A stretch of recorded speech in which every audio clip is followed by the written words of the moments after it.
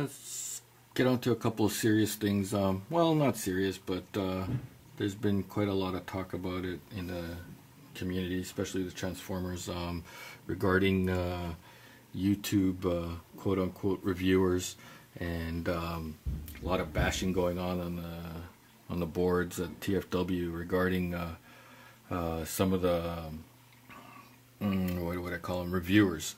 You know, the talk is that a lot of us are boring, and we shouldn't be doing reviews. If we're not doing reviews, if we're just showing off the figures and this and that, blah blah blah blah blah. Pretty much as my buddy Stu said, a lot of whining. You know, it's just guys that don't do what we do, complaining about how we should do things. And really, in my view, I do this for fun. I don't do this, you know, to be recognized. I don't do this to be famous. I don't do this certainly for the money, because I don't need it. I don't know how much money you could actually make on YouTube, but it's not something that I aspire to put all my time into to make money. I have my job, and I have my business, and that's good enough for me. This is what I do this for fun. I know I'm not the greatest reviewer. I don't claim to be. It can sound pretty boring, and even with my vlogs, I can sometimes be dull. Don't characterize myself as to be a showman when it comes to this. This is me. This is who I am, and when you see me in person, this is how I would be. Like I said, I do this for fun. I do this in a way, mostly I do this so that I can engage with other fans. Yeah, I could engage with other fans on the forums, but really on the forums you don't really get to know people on a personal level. All you see is their handle name and what they type. You can't actually see what they're feeling. You can't actually see what their true opinions are, because words can be lies, and you would never know it. Where if you're on camera and you're talking, you can grasp if a guy's bullshitting or not. For me, this was a great forum to just be part of a community. There's a lot of guys that I would have never met, who I'd become good friends with, if it was not for doing this. Would have I met them on the boards? Possibly. Would have I gotten to know them the way I have? Most likely not. And I've made friends with some great people on here. Stu, Nemesis Predaking, I had the privilege of meeting him personally at TFCon. Spray 717, I would have never known him, and we live in the same city, if it was not for YouTube. Death Note 50, he hasn't been doing videos as much lately since he had his baby, but I actually met him, and I've mentioned this in a previous video. I met him once when I was down in Dallas, in his hometown of Arlington, and we met up and had lunch. And like I said in my other video, if it wasn't for me watching his YouTube videos, it would have been I wouldn't say uncomfortable, but it would have been different. It would have been a different how would I say it? Meeting him would have been a lot different in terms of you know, getting to be comfortable. When I saw him for the first time in person, we sat down. It was like it wasn't like we've met for the first time. It was, you know, it's like we've known each other for a long time, and that's what I was trying to get at. And YouTube does that, because watching his videos, you get the sense of how a person really is. And a lot of the guys on YouTube, because of YouTube, we've been able to talk on Skype. A lot of the guys that I talked to on Skype, Eros1, Dr. Prime, Realistic a couple times, Exilian, a bunch of guys that we've talked, Arlecon. We've had nights where we've talked, and we've talked for hours, and it's just you know, just shooting the shit and having fun, you know. And I would never have that with just guys on the boards. And the guys on the boards that are complaining are guys that don't do this. They just come in onto YouTube, watch videos, and complain about them. Like, we're all supposed to be some sort of professional, and that's why we're on YouTube. No, YouTube's just like any form, except it's in front of a camera rather than behind a keyboard. And I just wish that instead of you know, knocking people for how they do things or why they do things, they should just accept it and deal with it, or just don't watch and don't say anything.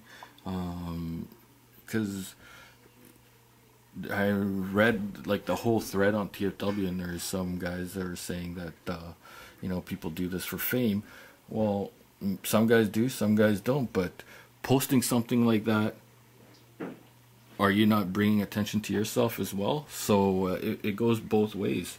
You know, YouTube will go on with or without the complaints, and same with the boards. They'll move on with or without the complaints as well. But I don't understand why there's a need to complain, especially for watching videos. If you don't like it, don't watch it.